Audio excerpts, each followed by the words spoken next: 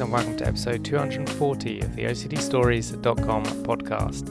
Now, in this episode, I interview John Tessitore from the JCK Foundation, and we talk about his story, depression, religious, sexual, and suicidal themed intrusive thoughts, what it was like meeting someone with OCD for the first time, dealing with the suicide of a close friend, going through CBT, starting the JCK Foundation and the work he does with the foundation, leading with love, helping de-stigmatise mental health in schools, starting the JCK clinic in Uganda, words of hope, and much, much more. So I really enjoyed chatting with John and hope you enjoy our conversation too. Thank you to our podcast partners, NoCD. NoCD deliver exposure and response prevention sessions with an OCD-trained therapist directly inside the NoCD platform, done over face-to-face video conferencing. In the US, NoCD accept insurance from insurance companies including Cigna, United Healthcare, Regents, Premera Blue Cross, and Blue Cross Blue Shield, among others. If you want to find out more, call NoCD's intake team. To find out if they currently take your insurance, head to go.treatmyocd.com/the OCD stories or click the link in the episode description. Their in-app tools and community is free and accessible to all, regardless of location. Simply download the app from the App Store. So there you go. Thanks to NoCD for supporting the podcast. And of course to you guys for listening. On the podcast today, I have John Tessitore from the JCK Foundation, who has kindly agreed to share his story and his foundation's story with us. Welcome to the show, John. Thanks for having me. You got me all pumped up this morning. This is great. It's good to have you here, man. So yeah, it'd be good to hear your OCD story in as little or as much detail as you want to go. Absolutely. So it's interesting because I think one thing that I've learned and one thing that I've been thinking about and reflecting on a little bit is I really don't talk that much about my OCD story anymore because of all of the work that we've been doing. I've been hearing so many stories in a sense, right? So to be able to have the platform to actually kind of dive deep and to talk a little bit about what I went through and what I still go through is really liberating for me and really and it makes me feel free in a sense because it's nice to have a platform to just share. So I just wanted to say thank you so much for my pleasure. That first and foremost. So my OCD story starts when I was it really starts when I was 13, but there were a lot of little signs beforehand. Like as you'll talk to most people, when I was 10, I used to be obsessed with looking for license plates. It wasn't an unhealthy obsession, but I used to be like, I gotta find this plate. And if I can't find this plate, I'm going to keep thinking about it and thinking about it and thinking about it. And I remember I finally found the Wyoming license plate, which was the last state in the United States that I couldn't find. And when I found this plate, I just got so amped up. And I was like, Wyoming! And then I became obsessed with the state of Wyoming. So again, like little healthy obsessions that were just like, being a kid in a sense, very energetic, very passionate, very enthusiastic. And my parents always noticed that in me. I was the middle child. And, as they say about the middle child, we're usually intriguing characters, so to speak. And, so I would feed a lot off of the energy of my older brother and then also my little sister. And I just remember when it started to take a turn was actually September 11th, because I grew up about 30 minutes north of Manhattan.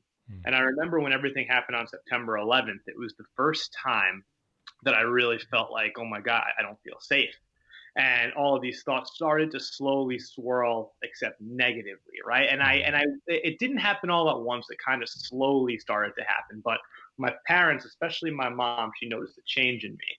And, whether it was from that exact incident, whether it was from, I guess the trauma or the reaction from family members, friends, everything going on around, it was a tough situation. But then it really started to rear its ugly head in the 7th grade. And I'll never forget the first time that I remember it, right, that I really remember it negatively affecting me. 7th grade, so it was a summer. I was going to California for a trip, my mom, my dad, my sister, my brother, great trip, just a family trip. And I always grew up in a very religious family. And I'm sure you've heard a lot of stories about scrupulosity and religious OCD, however, whatever people want to call it, right? And I just remember I was saying my nightly prayers, always had to say my nightly prayers. And the people I cared about the most in this world were always my mom and my sister. It was just something about that. My little sister's your little sister. You always want to be there for her. Your mom is the nurturer, so to speak, right? And I remember I was trying to say my prayers about my mom, and I couldn't stop praying because I kept thinking, oh my God, what if the devil possesses my mom and it's my fault? And I'd be like, no, wait, what? And I remember when I was having these thoughts, my initial reaction was, what is wrong with you, John? Like, this is Mm. weird. Like, this is crazy. And I couldn't stop saying it though. And finally, it took me about 5 hours to finish the prayer that night. And I went to sleep exhausted, woke up a couple hours later, and then boom, repeat. Right. And then that slowly started leading into more and more. And my first real obsessions were with the devil. Right. And I remember I was hiding this, but my parents were noticing. But I was hiding this in such kind of clever ways, right? Like I would go brush my teeth, and when I was brushing my teeth, I had to avoid the number six because I just be like making numbers in my head, like 1, 2, 3, 4, and then I have to like completely avoid six because the devil is six Mm. six six. And I remember, kind of doing all of this, and I was just really starting to kind of deteriorate because my mom was noticing it. So was my dad, and my grades started really going down. I started really acting up in school. I just needed to do anything to get attention. I needed to do anything to get these thoughts out of my head because, quite frankly, I was too afraid to talk about this with anyone because I didn't really know what was going on. First of all, this was kind of before I knew what OCD. This is before I knew what OCD was. Mm. So I'm just thinking to myself, I'm crazy. My friends are going to think I'm a nut, and of course I regret thinking like this. But when in the year 2002, 2003, and you don't have any awareness for what's going on, you're just thinking something's wrong with Mm. you. And then finally, I remember, it started to really hit me because it affected me with my friends, and I had to hide it so much. And finally, I went to the doctor, and I got diagnosed with obsessive compulsive disorder. And at first, again, the diagnosis wasn't a relief for me. It was just a kind of, what the heck is this? Like, is there anyone else in the world that has this? And in hindsight, the beautiful thing is that there's so many of us that have this. Mm. Now there's a beautiful community for this. Now there's so much hope being spread about how we can handle this. Now we can help each other out. But again, at the time, I think I'm the only human on earth with this.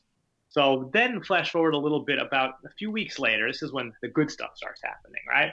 So, all OCD was associated at this point was pain for me. And I'm at a family barbecue, and this is so, I love telling this story because it brings back really good memories of John Kelly. So I'm at the family barbecue. So John Kelly was my older brother Paul's best friend growing up, and we grew up in this small town, like I was telling you. So everyone knew everyone, and even though John was 4 years older than me, we used to go on vacations together. He used to always just let me join in all the fun when my brother was being like a bully, right? So I remember at this barbecue, he comes up to me, he goes, dude. I was like, what's up, John? He's like, I hear you have OCD. I was like, wait, what? Like, who told you this? And he's like, dude, our parents talk. And I was like, but John, why did my mom tell you this? And he goes, John, it's okay. It's because I have OCD too. I'm here to tell you, you're going to be okay. We're going to get through this. And I remember when I heard this, my jaw like literally Mm. dropped. I was like, you have OCD too? Like, and then I said immediately, my immediate next question was, you have these thoughts about like the devil? And he's like, dude, all the time. And he gives me this huge high five. And I was just like stunned. And it's amazing. And I love this story so much because it's amazing what friendship and what understanding, compassion, Mm. empathy, and being not alone can do in this. And, I was still, of course, ashamed of what I was feeling. There were still a lot of feelings of guilt, feelings of shame, feelings of frustration that go with the battle. But in that specific moment, that was a huge turning point in my whole life because now I had someone that I was going to fight this with. And instead of going down, down, down, John forced me to go up, up, up, and Mm. he would check in on me, and we would talk. And he would tell me, put it this way, John would tell me a lot about his obsessions, but he would do it in a way where it was more of an older brother looking out for a younger brother, right? He wouldn't tell me the deepest dark things he was going through because he didn't want to scare me, but he would always have an answer to what I was saying. It was incredible because he literally went through everything I was going through. Our souls were always, we were raised so similarly, Mm. and we were just always kind of so in line. And there was nothing I could tell him that I would be afraid to tell him, at least early on.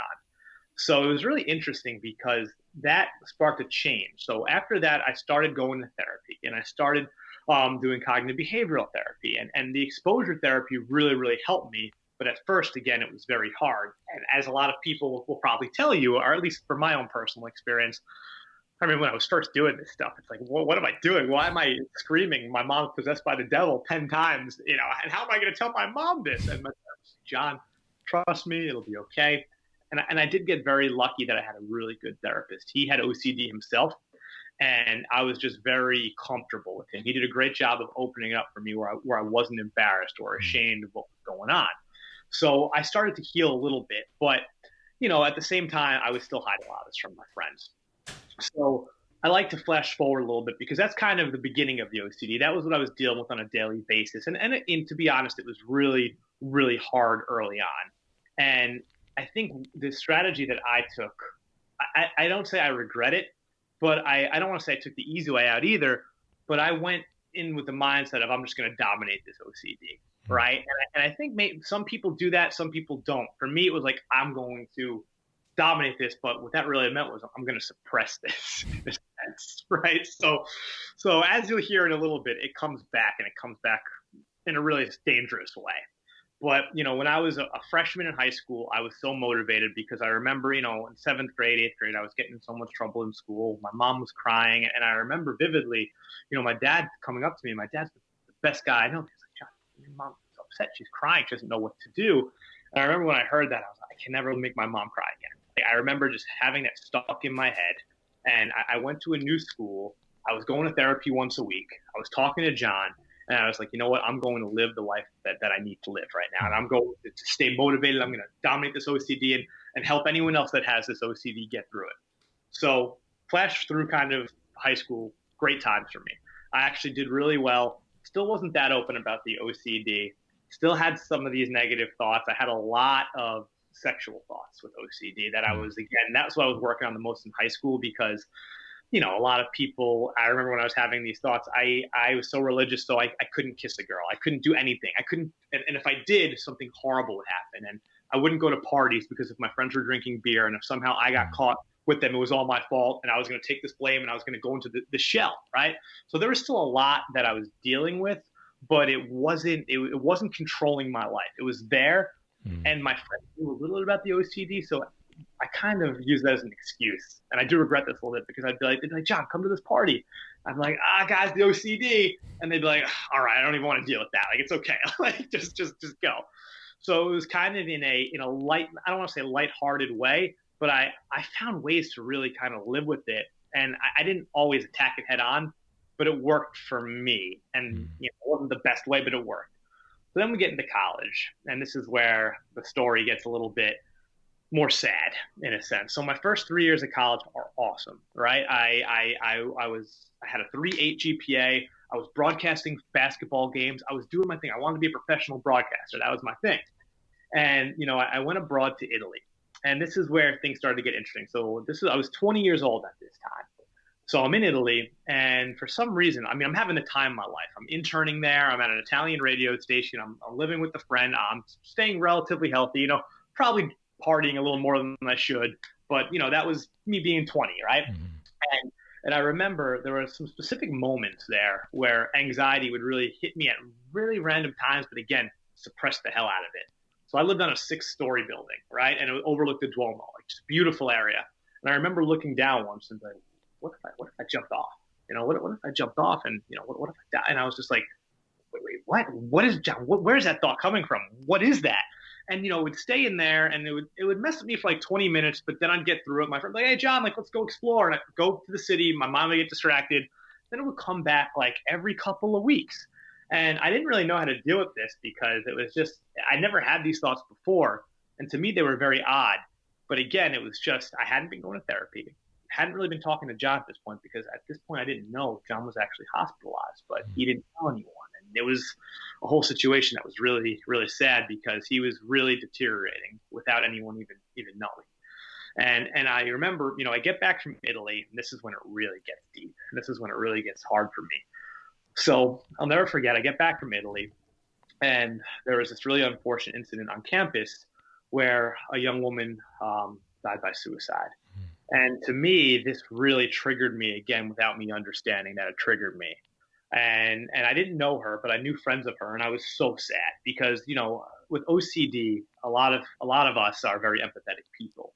And a lot of us, the biggest fear is seeing someone get hurt or hurting someone in general. Because, for me, that would always drive me crazy. I would have to, And another part of my story is I would always have to watch what I say because I felt like if I said the wrong thing, I would think about it over and over, especially with girls that I liked. Oh my God, I can't believe I said this. I can't believe she's going to hate me. I'm a horrible person. What am I? I have to apologize. I have to apologize. And, as you know, that's not always the right way to do it. But it was something that I really struggled with, especially in high school. But I remember when this happened, I started feeling this wave of kind of anxiety and fear. And again, suppressing all this. Didn't talk to John about this. Didn't talk to a therapist. Didn't talk to a single soul. Just me kind of walking around on campus doing my thing, so to speak. So then I'll never forget, February 20th of 2011 is the day I always say that my life really changed forever. Because I got back from my best friend's 21st birthday party. It was a Sunday night. I go into the shower. And I remember as I go into the shower, this just rash of overwhelming thoughts just started to take over out of nowhere. I remember even just washing my arm, and all of a sudden I started thinking, what if everything around me is fake? What if you're suicidal, John?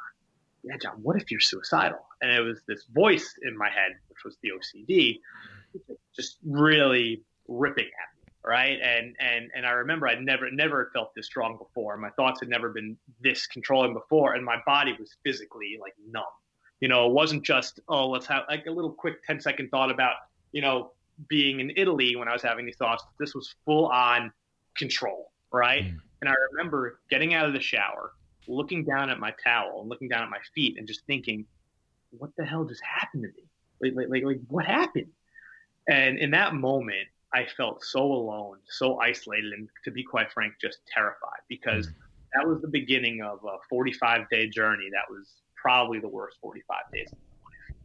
And I think the hardest part about this is, and it's the reason I do the work that I do, is I think of another 21-year-old kid in college that might just be, always permeating energy, permeating love, and having these thoughts and thinking that they're crazy, or thinking that they're going to lose their mind, or that they're going to take their own life, when that's not the case, right? And I think the hardest part about this was, and I have so much, it always makes me think, is there's probably so many people out there that have that thought, but don't get the chance to understand what's going on, don't get the chance to heal, and don't get the chance to know that it's okay, and they have people that are going to be there for them. So I remember when that happened, those next 45 days were really tough. And basically, my day would consist of, I would wake up, have these dark thoughts, try to fight the dark thoughts, go to class, get distracted a little bit, dark thoughts as I'm walking home. Wouldn't be able to, I remember I would go to parties or whatever. I wouldn't even sip a beer because I felt like I didn't want to lose any control. I mean, I did not want to lose anything because in my head, I was completely out of control. There was nothing I can do to stop these thoughts. And I didn't trust myself at the time. And I remember, I'd walk past like a knife, right? And, as bad as it sounds, I'd walk past that knife and say, what if I cut myself with this? And I would have to completely avoid looking at anything that was associated with death or associated with suicide. And I just kept deteriorating and deteriorating. And the craziest part about this is, and in hindsight, I was hiding it so damn well. And that's what terrifies me, is none of my friends knew what was going on. They couldn't tell. I didn't have this moment where I started crying to people. I was just getting worse and worse and worse. And that was the hardest part about this is, I didn't know what to do at this point. So somehow, I was able to maintain my grades because broadcasting basketball was able to slow these thoughts down. Because, with OCD, you need some sort of relief. And that, to be able to just watch this game, see what the players were doing in such a quick environment, that gave me 2 hours of relief, almost instant relief. And I would do that about twice or 3 times a week. And I come back home, I'd be feeling the same way. So eventually what happened was, flash forward to March 27th, 2011. And I remember I went on spring training. So what spring training is, it's, are you a baseball fan by any chance? I'm not, no. So basically, I'm a big baseball guy. I'm a big Mets fan. Not the best team, but I don't like the Yankees. I'm a Mets fan. So me and my dad and my best friend would always go to the spring training for the Mets down in Florida, basically like a vacation where you watch baseball and just relax, eat food, go swimming, have a few drinks, just like very relaxing. And I remember, that whole trip was I thought it was the end for me. I just remember thinking, what if I jump out of my hotel window? What if I take this knife at the table and do that? And all while I'm smiling with my dad and like, oh, my best friend's right there. And I'm just like losing it right now. And I remember vividly the plane ride home was probably one of the toughest experiences of my life, because I just couldn't stop thinking. I just couldn't stop thinking, oh, these clouds, what do they even mean? And I was just my mind was going and going and going faster than it ever gone before. So finally, I took like a little bit of a positive step when I got home that night. And my positive step, I said, I went in front of my parents and I tried opening up to them. But here was the thing: I only told them like 1/1000th of the pain that I was in, right? And I was like, Mom, Dad, I think my OCD is back. Those are the exact words I said. And my mom, being the sweet, lady that she is, she goes, "Oh, John, we'll take care of this. We'll find a therapist. We'll figure this out." And my dad, again, amazing, amazing guy, but just didn't understand OCD. And he was like, "Wait, the OCD again? Like, I thought we handled this. I thought we took care of this when you went to therapy." And I remember hearing that and be like, "Oh my God." And the hardest part about all this was, I mean, the amount of pain that I was in hindsight was horrible. And I wouldn't want to wish that upon anyone, because it's even hard for me to like think about now, because I'm the type of person that, I hate seeing anyone in pain, and to see myself in that type of pain and to remember what it was like, obviously it makes me feel more empowered now. But at the time, I felt so lost and so helpless, and it makes me just want to do anything to fight for those people right now that are feeling that way, right? Because there is hope. So I remember that night trying to go to sleep, and I thought I was really kind of losing my mind. I remember thinking I was hearing voices. I remember just I felt like I was in this movie, and I couldn't. There was no way for me to get better. And I remember looking down at the toilet that night, and it was about 5 in the morning. And I just remember telling myself, I was like, how much longer can I do this for? Because quite frankly, I didn't want to die, but I had no idea how to live anymore. And I was just trapped. And I remember that next day I got up and I end up going back to school, driving back, getting back into a little bit of a routine, so feeling a little bit better. And then I get a call that night, about 8 o'clock that night, from my best friend Frankie. And Frankie, he goes, "John, you have a second to talk?" And I was like, "Yeah, man, like absolutely. Like what do you need?" Because Frankie was the type of guy, he didn't really have problems that much. He was the type of guy that would always be very, energetic, relaxed, and he sounded really concerned. So I figured, he broke up with his girlfriend, and I was the type of guy people would call for that, right? And he goes, "John, John Kelly killed himself." And I remember when I heard that, I remember just my first reaction was, I didn't even have a reaction. I remember just looking down at my phone and then just seeing about 15 missed calls, 15 texts, my parents saying they're coming to get me, my friends saying that they're coming back from school to be home with us. And I just remember, being so shocked. And I remember packing my stuff that night, still not having this hit me. And then all of a sudden on the car ride home, my first reaction, believe it or not, was complete anger.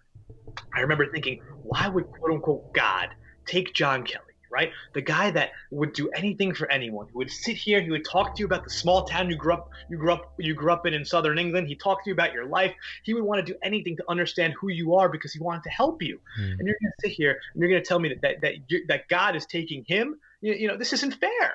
This is not right. And I remember, after feeling kind of that anger, my next reaction was just complete and utter sadness. I remember the next morning, I didn't want my mom to leave my bedside because I was so scared of what I would do, and I was so afraid of what was going on. I was just so devastated.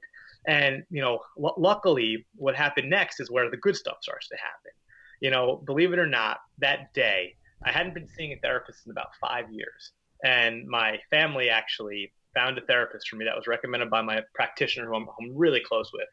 And I essentially was forced into therapy that day, right?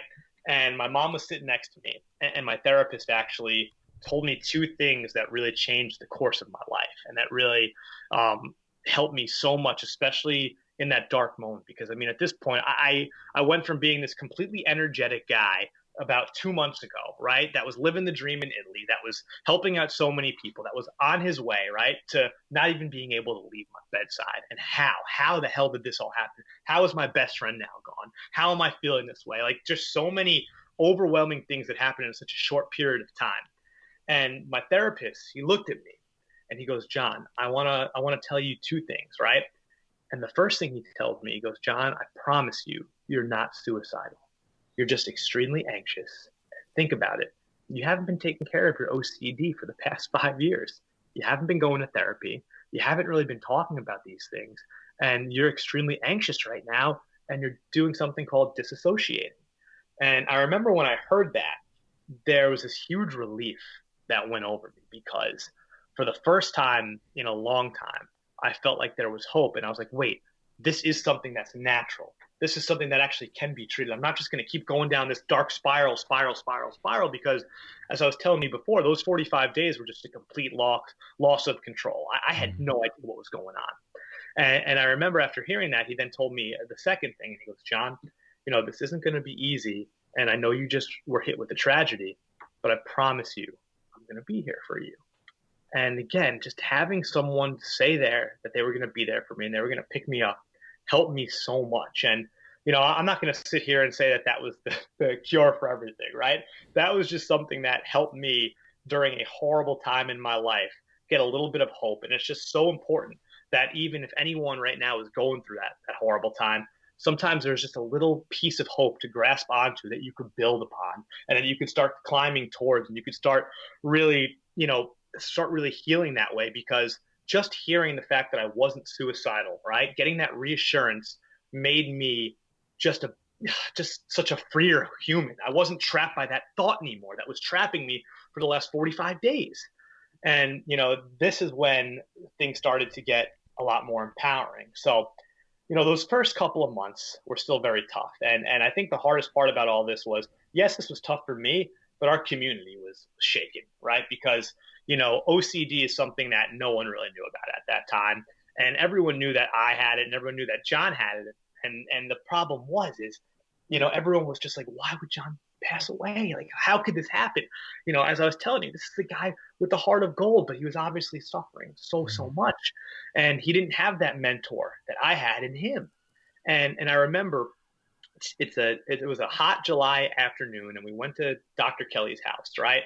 Me and my buddy, and Dr. Kelly, by the way, is John's father. So me and my buddy Kevin Farrington, who is John's age, and one of John's best friends, I'll never forget, right? We're actually, right before we went to Dr. Kelly's house, we were overlooking the Little League field in our hometown. And baseball, it was the big sport for us growing up. It was something that brought us all together. And we said, why don't we start like a softball tournament to honor John, but also, more importantly, to help anyone else out there suffering, that they have a community that's going to do anything for them. And I remember, we asked Dr. Kelly and he said, absolutely. As long as you guys remember John, I want you to do this.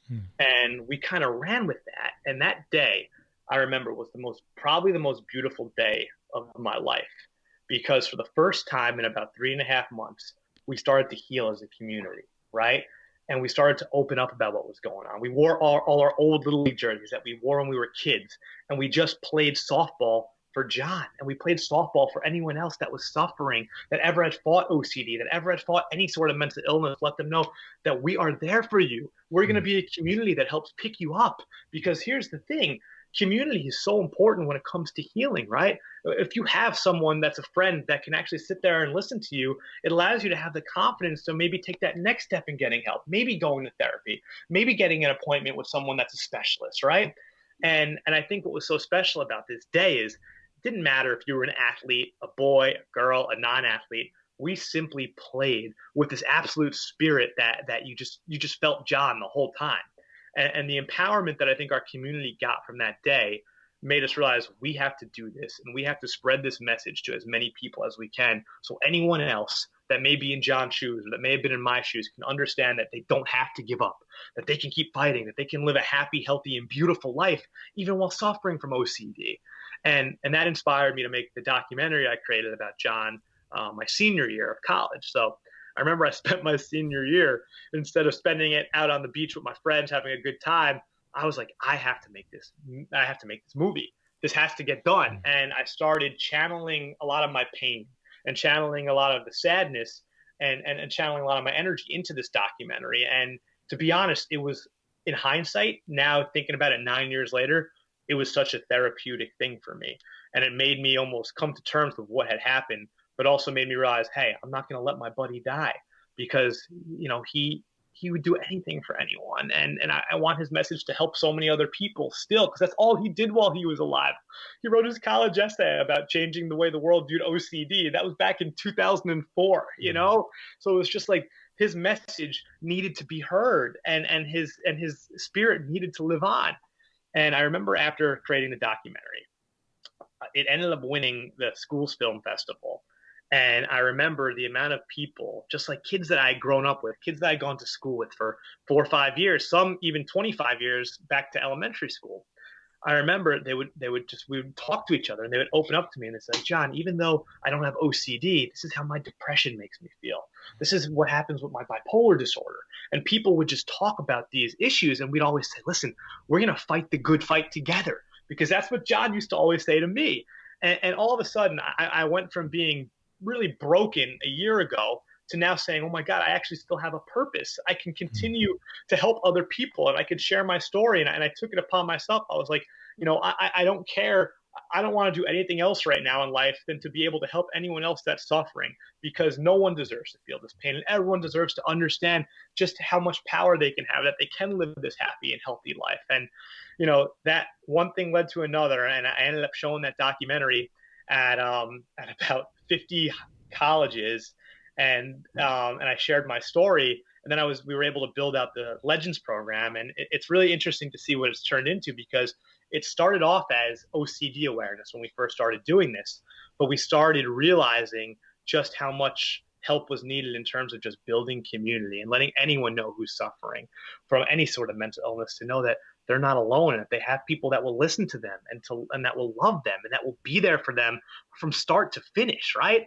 And I think what's beautiful is now what we do is we go into high schools and colleges, but we've been focusing a lot on high schools, especially in our area, and we do what we call the Legends program. And the Legends program is such an awesome experience, because we actually get to work with typically the juniors and the seniors, and we go kind of grade by grade, and we run these 3 workshops with students. And the first workshop is awesome. It's called the Building Blocks of Mental Wellness, where we'll all it's more of a smaller classroom setting. We'll usually do it in health classes, and we actually have prompts for the students.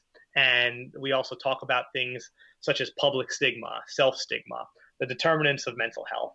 But also, more importantly, we always say, listen, mental health is something that can be tackled by everyone, that everyone has the power to make a difference in. And I think the example I always give to students is, I myself, John Tessitore, right? I'm diagnosed with OCD and depression. It's what I have been crushing me for a long time, right?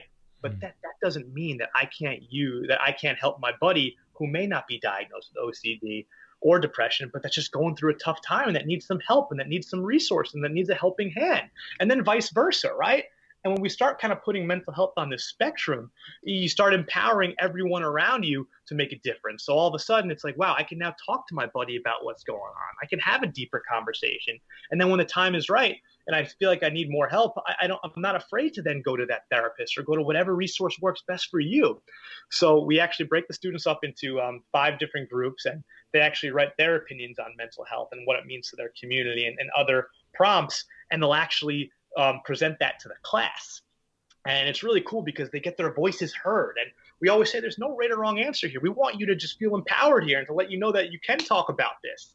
And then what we do is we go to an assembly where we call it the Legends Talk. And I'll typically show the documentary, and I'll share my own personal story, just to let these students know just how much they matter, how much their voice is heard, how much their story is valued, but most importantly, the chain effect, right? Like, you may not think that you matter right now, but I guarantee you that your story is going to make the difference in the life of someone else. And you're going to be able to help yourself. And when you help yourself, you're able to help others so much more. And we talk a lot about, the importance of recognizing signs of mental illness and being able to have a conversation, how to start this conversation. And then we actually connect each school with school-based resources that we put together, that we do the research for. So now a student can have a tangible sheet of where to go afterwards.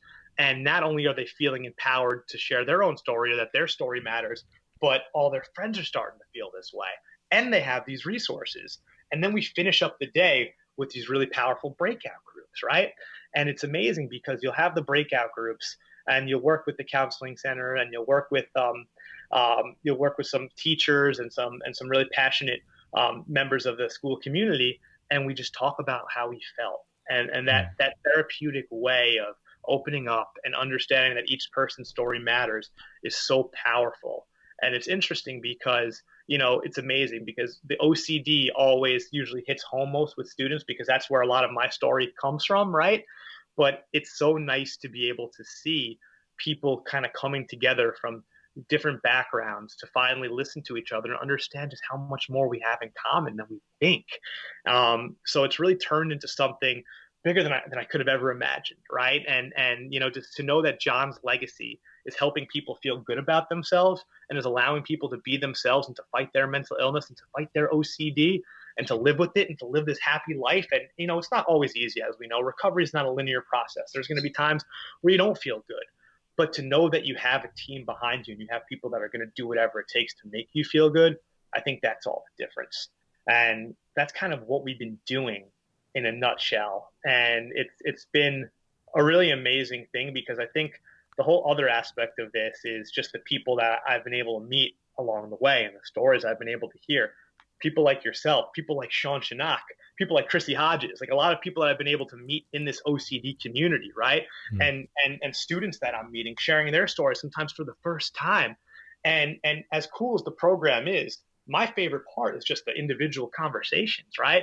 And just showing people that, hey, you can do this, you can do what you want to do in life. And I think that, believe it or not, leading with love, I think is so important because when a student or a person that you meet feels like you're listening and feels like you actually care, they're going to be so much more, I think, more likely to open up, to be vulnerable, and to get that therapeutic feeling that they need and to start getting the help that they deserve. So it's like, for me, my favorite part about all this is just, I think it's just what John Kelly used to love the most, just having these conversations, learning about people, meeting people, and really loving people.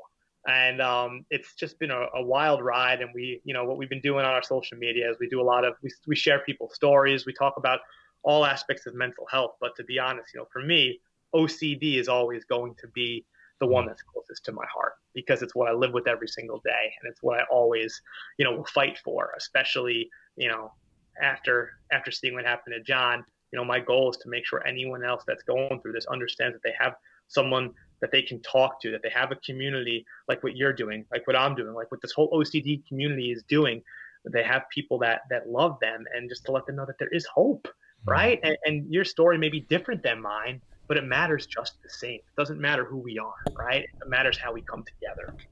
Yeah, absolutely. Couldn't agree more. I think there's something incredibly powerful about allowing someone to share their story and truly listening.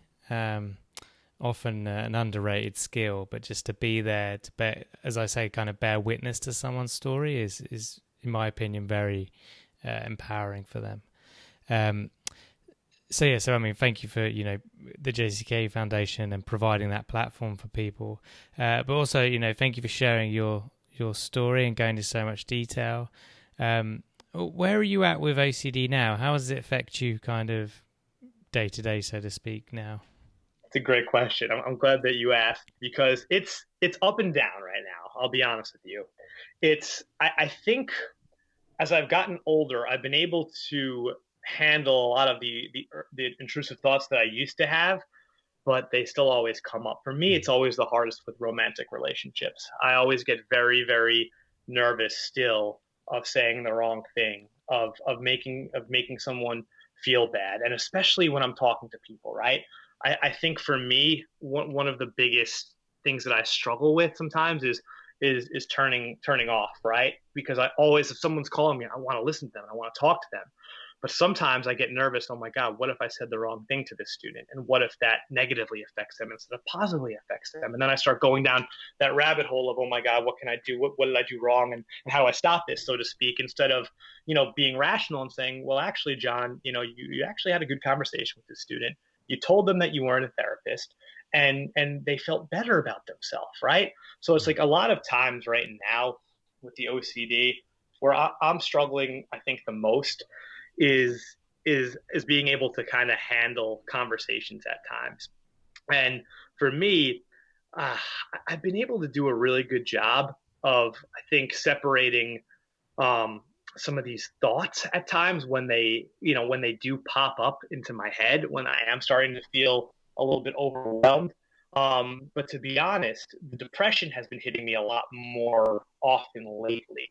Sometimes I feel a little bit less motivated because of everything that's going on. And the OCD has also been really tough in terms of just, I don't really go close to my parents anymore because of the whole virus situation. And, God forbid if somehow I gave my parents coronavirus or I gave anyone the virus, and I don't even have the virus, but, obviously Mm. going back and forth in my head, thinking of how I could have gotten, thinking of how I could have spread this, and the amount of guilt that I get from that can be very overwhelming. So I think one thing that I'm really proud of is I've been able to thoughts that would have really, really crippled me when I was in high school and really would have made me feel so guilty. I've been able to, I think, really expose and fight. So if I say the wrong thing to a girl or if I say the wrong thing to a friend, instead of permeating about it now for days, I start thinking, John, first of all, slow yourself down, right? Breathe a little bit. What did you say, right? Mm. And what do you want to apologize for? What did you actually say? Don't let the OCD control you into thinking that you're a bad person or that you did something completely wrong. And I think when I've been able to reflect a little bit more and slow myself down, it's allowed me to, instead of feeling bad for 2, 3 days, I feel bad for an hour. I understand what I need to say, and I can accept what's going on in myself, and I can Mm. accept the apology or the next words that I want to say, right? So it's I'm very proud of how far I've come with that, but at the same time, and I think it's the healthiest I've been with the OCD in a long time, because also one thing that I used to struggle with is I would always want to isolate, right? Mm. And a way that I would isolate would be gambling at times, right? And it got to a point where I was very, very frustrated with myself, and I just wanted to escape. And the compulsion of gambling is, a lot of people that are compulsive gamblers also do have OCD, and it's kind of, as you know, OCD is very prevalent with co-occurring disorders, right? And I've actually been doing a really good job of stopping any sort of gambling that I've been doing. And it never really got to the point where I was truly out of control, but I saw how negative it was for my mental health. I saw that I wasn't sleeping. I saw that I was just constantly thinking about these games that I wanted to place a bet on, instead of thinking about, making my bed the next day or making breakfast or saying hi to my mom or my friends or talking to someone, right? So I think you're catching me at a really good time for my OCD, which is awesome, because I want to kind of keep this going, but I also want to be very honest and very aware that it's always there, right? As you know, those compulsions are always there. Every night before I go to sleep, I still do things that I did when I was in seventh grade, and it had just become such force of habit. But it's like, oh, Mm. John, you don't need to check the time or the alarm 7 times to make sure you're going to get up, right? So I think for me, it's been a lot more about how I've affected other people and how what I'm going to do might affect someone that I've struggled with, because the more that I get into this work and the more students that we touch, obviously the more responsibility that you have.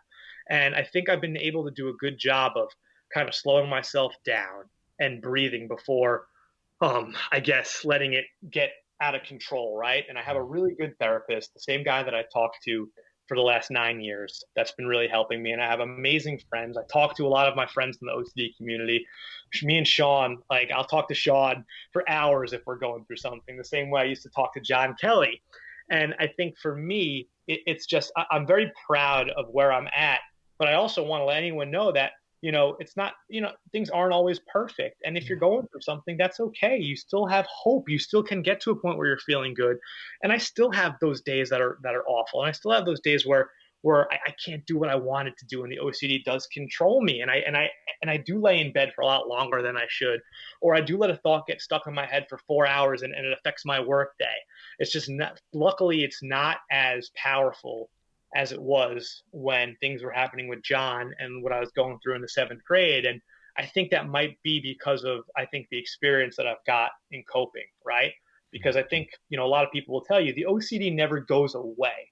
It's just kind of how we handle it and how we're able to react to it that I think really changes as we get a little bit older or get a little bit more experience. And having that self-compassion for me has been huge because, for example, if I do oversleep and I am depressed and I miss an interview or I don't do the work I was supposed to do in the morning, instead of being really hard on myself and saying, all right, I'm going to send 100 emails out right now to make up for it. That what in a form was a form of a compulsion in a sense, right? Mm-hmm. What I do now is I'm like, John, be nice to yourself. How is this actually going to affect you in the grand scheme of things? You don't need to do a million things right now to be productive. You don't need to be a superhero, right? And sometimes sending out the 100 emails is the natural thing for me to do, right? I'll email 100 schools so I feel like I did something productive and I'm getting our message into schools. Sometimes that's the total opposite. Sometimes all you need to do is sit with yourself, think a little bit, and be with your mind, because being with our mind can be the hardest thing and the most daunting task for people with OCD, because it's always nice to be doing something productive. But when you also are able to sit with yourself and kind of feel what your mind is saying and hear certain things that you're going through and what your heart's really kind of feeling, right? It allows you to, I think, tackle some of those demons that may have been inside you for a long time, that you weren't really able to sit with, in a sense. So I think a big thing that I've been doing is trying to sit with the thoughts when I can as well, right? And trying to learn why I'm feeling like this, and then reacting to it in a positive way instead of a way that would be detrimental towards me, like gambling, or like by sending out those 150 emails just because I want my mind to stop thinking about how I'm a failure, So I'm very proud of where I've come from, but I'm also very aware of, it's always going to be there with me, but that doesn't mean it's going to stop us from living a happy life. And also, the biggest thing that I will say I want to thank my OCD for is the empathy that it's given me and the compassion, and to be able to, like, I think, as you know, when you go through this and when you go through these constant thoughts and you're almost having like 4 conversations at once, right? When I think another person opens up to you and is starting to talk to you, you feel so happy. I mean, me personally, I'll feel so happy that I could actually give them some value and talk to them and understand them. And no, you're not crazy for walking in and out of this door. That's what I used to do. You're just going through OCD. It's okay. And you're going to be able to get through it. You're going to be able to fight this. You're going to be able to feel good about yourself. And I think that empathy and that compassion is something that a lot of people with OCD, especially who I've met, it's not everyone, I don't want to put it into a category, but a lot of people, I think, that do suffer from OCD are some of the most beautiful, empathetic, and compassionate people on this earth. And I think that's something that I always try to think about, right? Is, yes, sometimes the pain does get overwhelming, but also the amount of help and the amount of, I think, beauty and kindness that comes from the soul of a lot of us OCD sufferers is very powerful and really is changing the world. You see, I mean, over the last 5-6 years, I think, I've seen the OCD movement get so much bigger, and I've been able to have so many more conversations with people, and it's not controlling a lot of people anymore. Well, it still is, but the point of the matter is like you're able to have other people to talk to, and instead of being controlled by OCD, you now have someone to talk to. You have a platform like your podcast that people can listen to.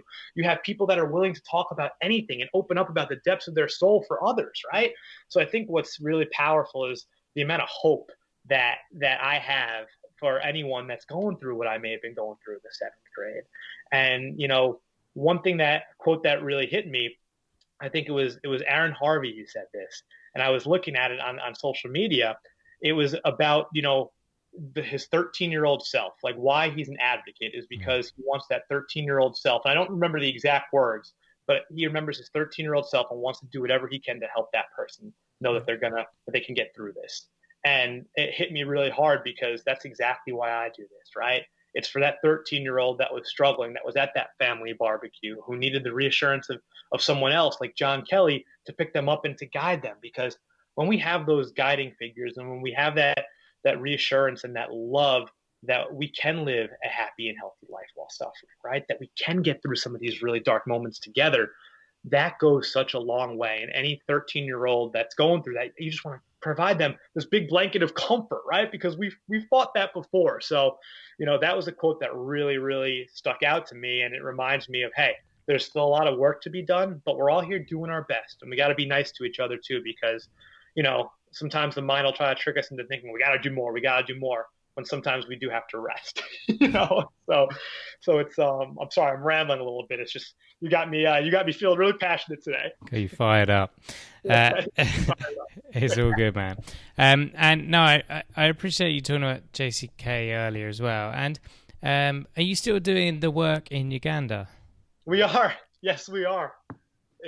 So we actually, so a great story about that is I got to go out there in 2016, and John Kelly was his father. So his father is a doctor, and we actually started the JCK clinic even before John passed away. And then after John passed away, Dr. Kelly actually, we went out there and we do psychiatric outreach and help for the people in the rural villages of Uganda.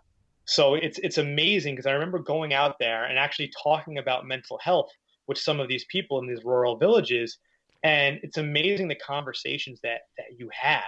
And Uganda has a lot of different things going on, right? It's there's a put it this way. The best way to describe it, my experience out there is there's not they don't have nearly the amount of material things that we have, but they have so much happiness, and they have a lot of I think faith in each other, and they always seem to be picking each other up. But there's also a lot of sadness, and there also is a lot of judgment, especially around mental health. And there's a lot of work to do out there. So we still do that work in Uganda. We have the JCK clinic, which is a mix of a medical clinic and also a mental health clinic, which is just phenomenal. And the psychiatric outreach, I think, is just like the most important thing you can do, because you have these conversations.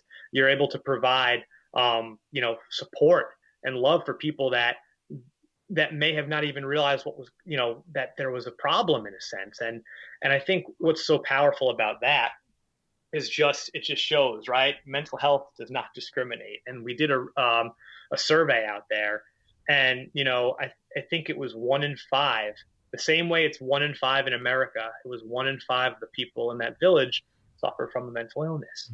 And it just goes to show, like, guys, we're all in this together. We need to do whatever we can do to help everyone in this, and to be able to provide that support so they can be as physically and mentally healthy as possible. And that trip to Uganda, though, it was incredible. I mean, it was beautiful, and the people there were unbelievable. And it's just, the work needs to be done out there.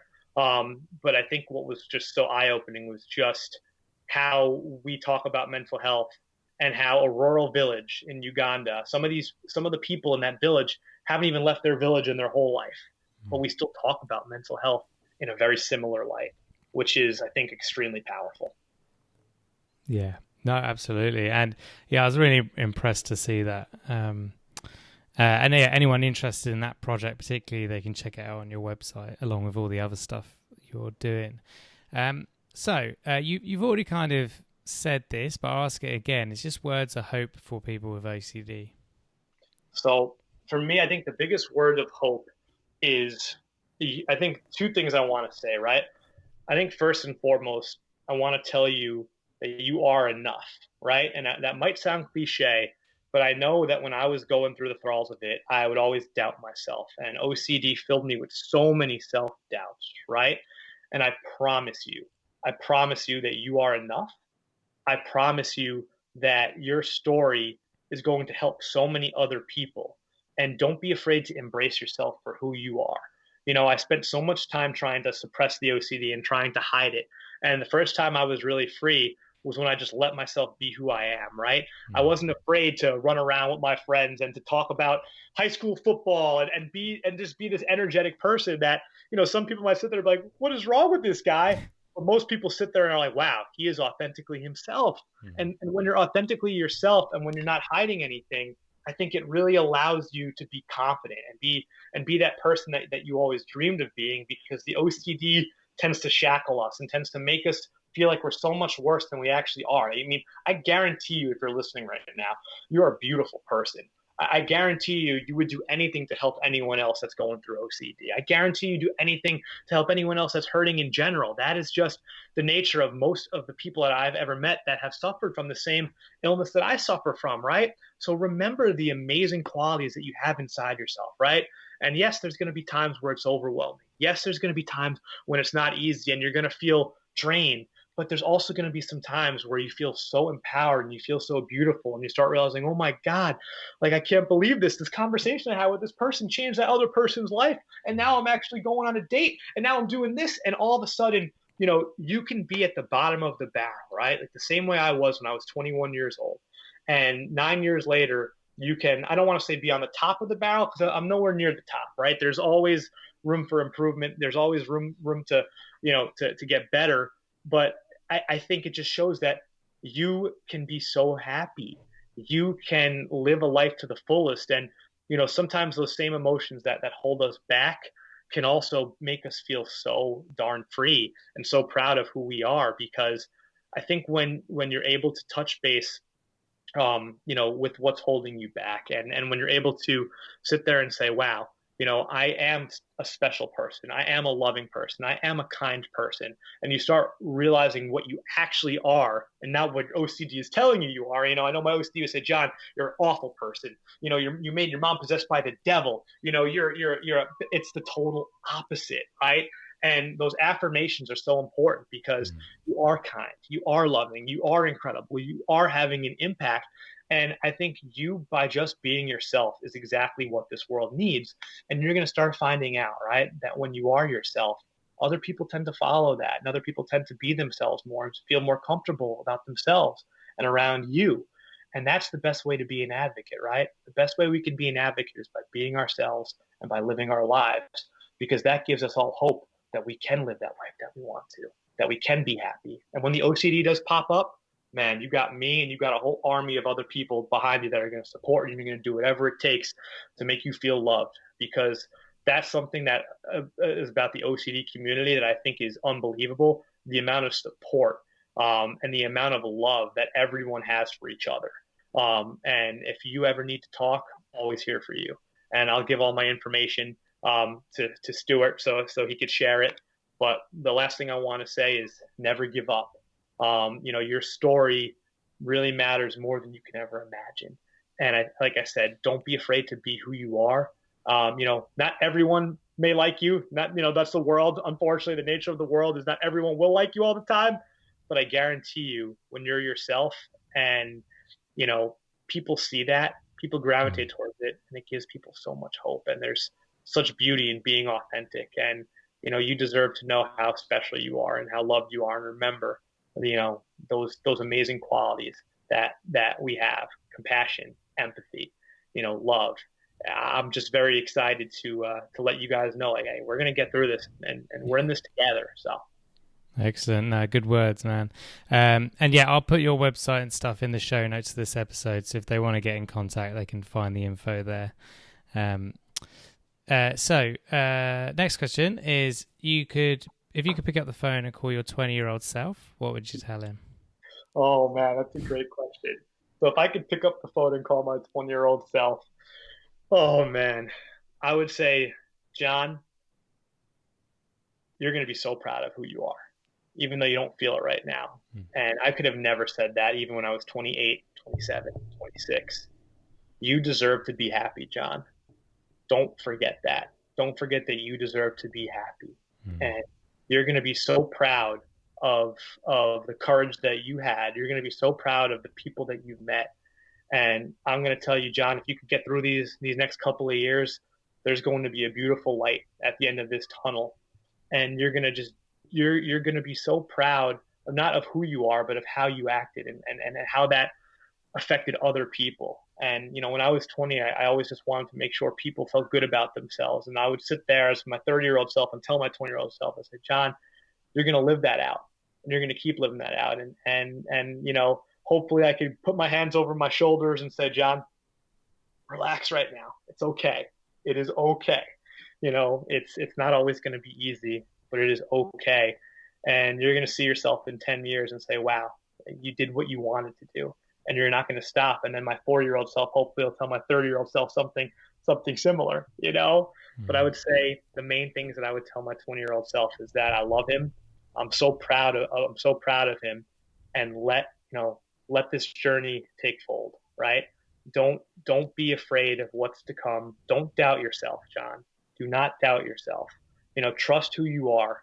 Trust that soul that you have inside of you, and do what feels right, because that's going to help a lot of people, because you're doing it from a place of love. So, don't be embarrassed about who you are.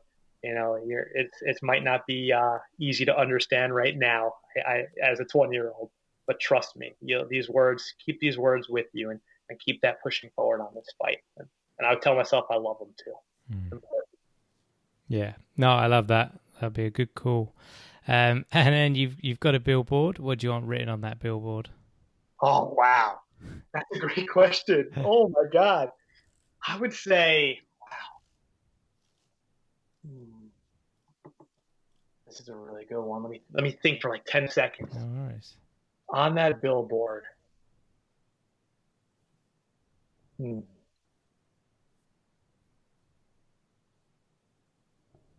Take comfort in who you are.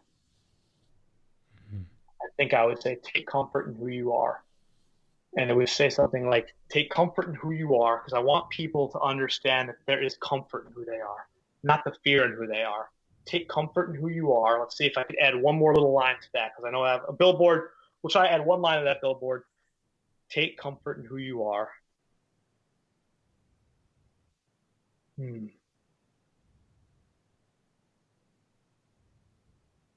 I would say, and love yourself. Mm. Take comfort in who you are and love yourself. You have Your story can help so many others. Those 3 lines, I think. Yeah. Take comfort in who you are, love yourself, because your story can help so many others. Yeah. No, I love that. And yeah, very powerful. So lastly, is there anything that you wish you could have said today that I haven't asked you? Oh wow, I think you hit everything, Stuart. Man, you're good. You're really. I would say the last thing I would add is, again, we're all in this together, Mm. and whether you're feeling great right now, whether you're feeling bad right now, or somewhere in between. That's why this is so important. So we can continue to listen to each other, pick each other up, and pick up the phone and give me a call. Pick up the phone and call anyone. Shoot me an email. I think the last thing I want to know is, like, listen, we're here for you. Just like this whole community is here for you. And I think, like I said, the last thing I would say is just, be kind to yourself, right? Don't judge yourself, because I know it's a lot easier said than done, but be kind to yourself. Don't judge yourself, but most importantly, really really love who you are, and understand that this is a journey, and be proud of who you are, even if you don't feel it right now. I guarantee you, if I talk to you, I would be proud of you. I guarantee you that. And I want you to put that same love that you put into other people, right? And the same pride that you have, and the same love that you have for a friend or a family member, put that to yourself, because that is within you, even though it's hard for us to get that out. So I would say, be proud of who you are, and be a little bit more forgiving and loving to yourself if you are struggling. And it's all a spectrum. We're going to get through this together, and try to enjoy the day. Try to enjoy some of the little moments. Try to find something outside of what's going on, and of what's going on typically, to enjoy. Experience the world a little bit. Take a walk, right? Maybe you'll see a view that changes some of your perspective, right? Give yourself a chance to see this world, right? And like I said, the best way to be an advocate is by really living your life. So don't be afraid to do that. And I think that's really important, as it allows us to really kind of enjoy this world, and then be these OCD fighters at the same time, right? It's very special. So don't be afraid to enjoy the world, and don't be afraid to be happy. Yeah. No, brilliant way to end. Thank you so much, John, for sharing your story, sharing John Kelly's story, and the work at JCK. I appreciate it, and thank you for your work. Oh, I can't thank you enough for giving me this opportunity, Stuart. You've been doing this for a while, and to be able to hear your voice, and to just like talk to you in the flesh is amazing. I mean, I couldn't be more honored and proud of what you're doing, from an OCD sufferer to another. You're doing amazing stuff. You have such a great way of doing it. So keep being who you are, and I hope you have an amazing rest of the day. So there you have it. Thank you so much to John for his time. And as always, thank you to you guys for listening. I deeply appreciate it. And don't forget, today's episode is sponsored by NoCD. To find out more about NoCD and their therapy plans, head to go.treatmyocd.com/COCD stories or click the link in the episode description.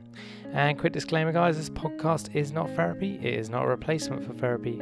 Please seek treatment from a trained professional. Until we speak, take care.